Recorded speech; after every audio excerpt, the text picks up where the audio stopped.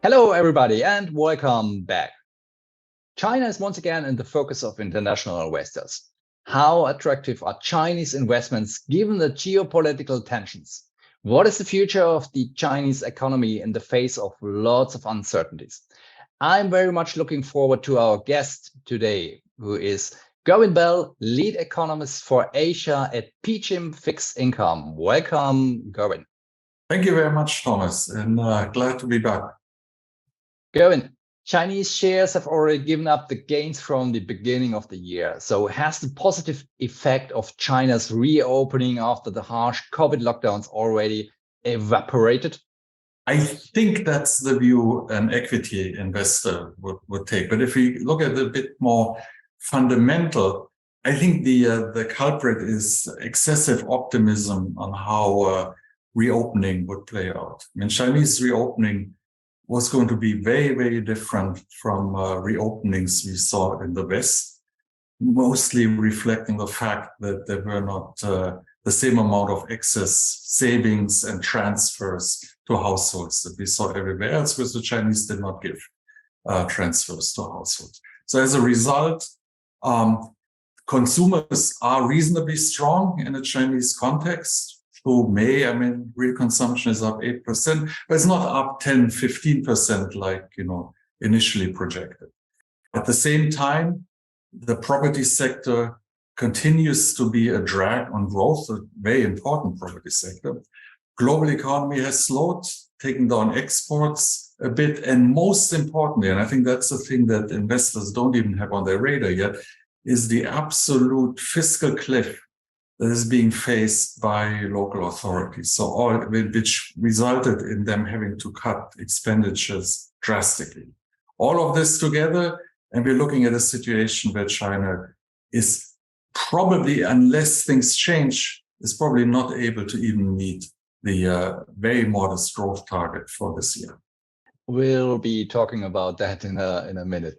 So, international investors have recently withdrawn capital from China. So to what extent have the current geopolitical tensions changed the risk of Chinese investments?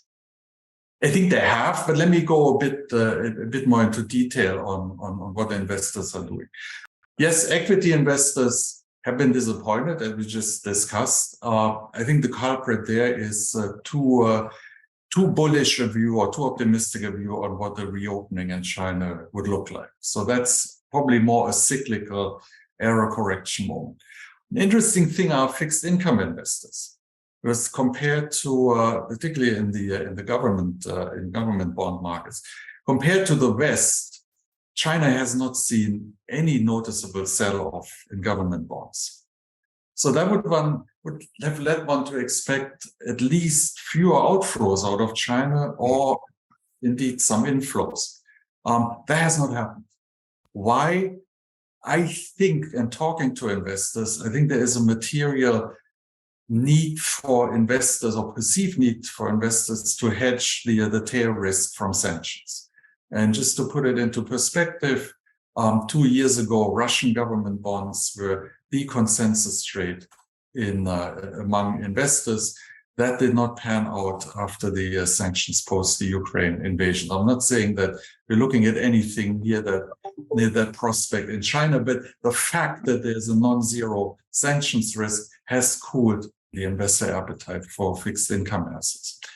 Now, when it comes to real productive investment, FDI, it's been volatile, but we really do not see a noticeable drawdown or walking away from China. And that just reflects the fact that China remains a very competitive global manufacturing place. And then finally, if anything, the nearshoring, friendshoring, putting US or European supply chains into Vietnam, Asian countries, or Mexico, in the near term, that had the perverse effect of actually supporting Chinese exports, as China actually is now exporting factories to these places. Moreover, once factories built, they typically rely on Chinese inputs. So the nearshoring impact on China's exports has been vastly overstated. And if you want to look at it another way, yes, Mexican exports to the US have gone up. Yes, Vietnamese exports to the US have gone up. But imports from China in both these places have gone up more than we've seen the increase in exports. So the nearshoring is not obviously, or at least not until now, a drag for China. The Chinese central bank has so far been reluctant to raise interest rates. What about inflation in China? Well, it's MIA. It's missing in action. China is the one place in the world, or the one big economy in the world, where there's absolutely no inflation. Indeed, the higher risk is deflation, and that goes on core metrics or headline metrics. So in a sense, I mean, we've been disappointed by how long it took the Chinese central bank to actually cut rates. They just cut rates a week ago in mid-June.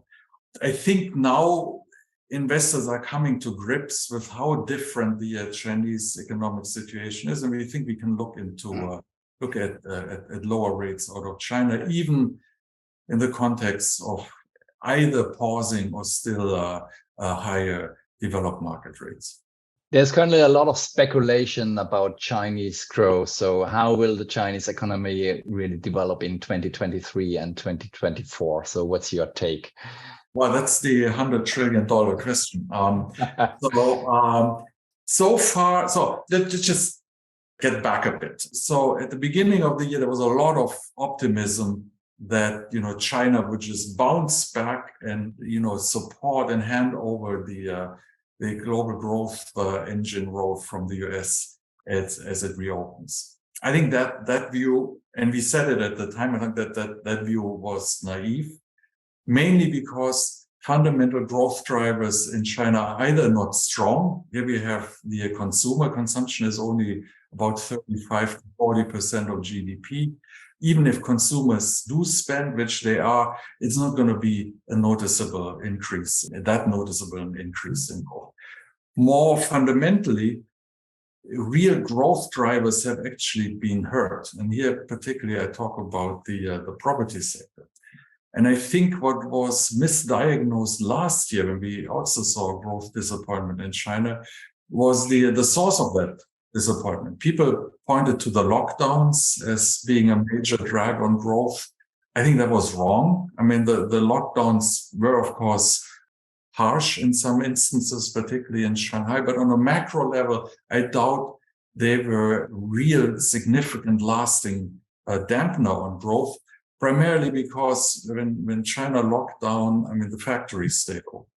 So industrial production is a much more important growth driver in China than elsewhere in the world. It stayed humming along. But what had happened in 2021 was a crackdown on the property sector. Property sector is an extremely important sector in China. And that crackdown, perhaps we can talk about that a bit later on in detail, that crackdown fundamentally weakened that important growth driver. And I think we're seeing the ongoing weakness in property as a major drag on growth this year as well.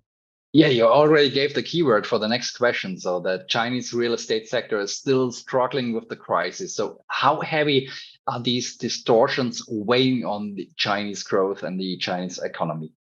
I think they're weighing very, very heavily. And just two numbers to put the Chinese property sector into perspective. Some 80% of household wealth is in property. 80%. Some people say 70, but even 70% is a big number. Some quarter of Chinese GDP depends on property and real estate, but it indeed is mostly property. These are huge numbers. So think about a shock of 10% to that sector, which is still a minor shock given the tightness of the real estate crackdown under the 3 red line policy in summer 2021.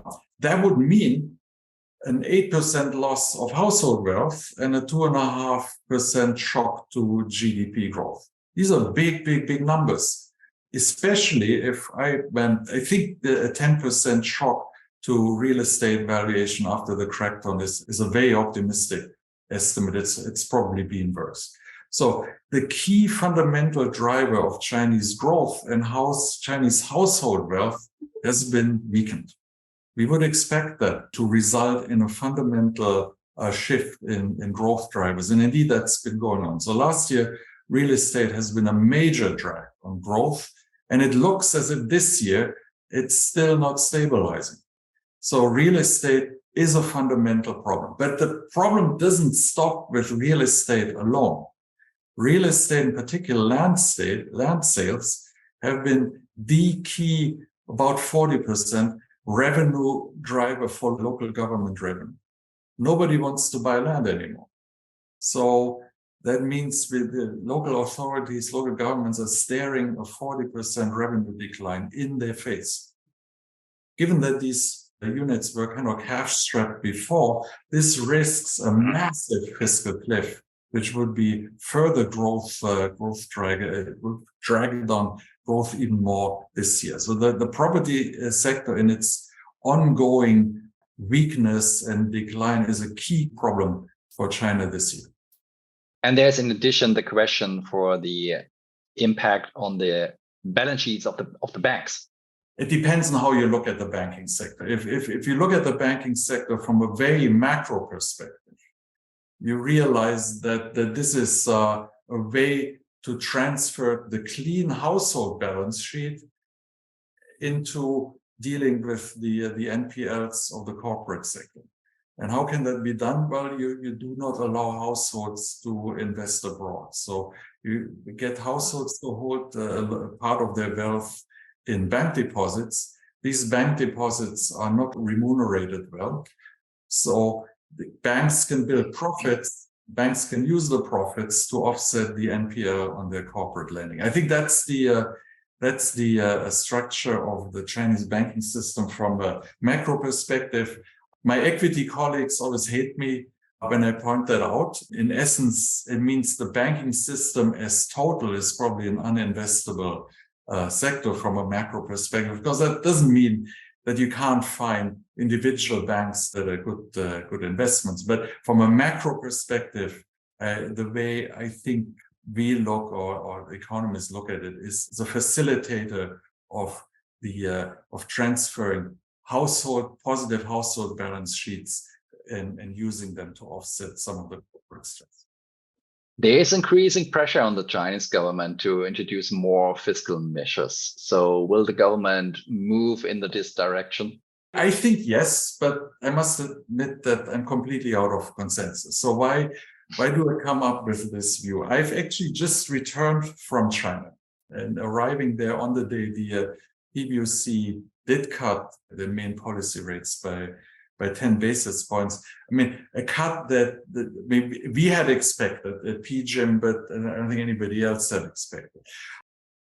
Now, so why did they cut when nobody else expected it? My hunch is that the top leadership, which is still very much centralizing economic policy decision-making, realized that the economy was not going anywhere, and particularly was at risk of missing the growth target for the second year in a row.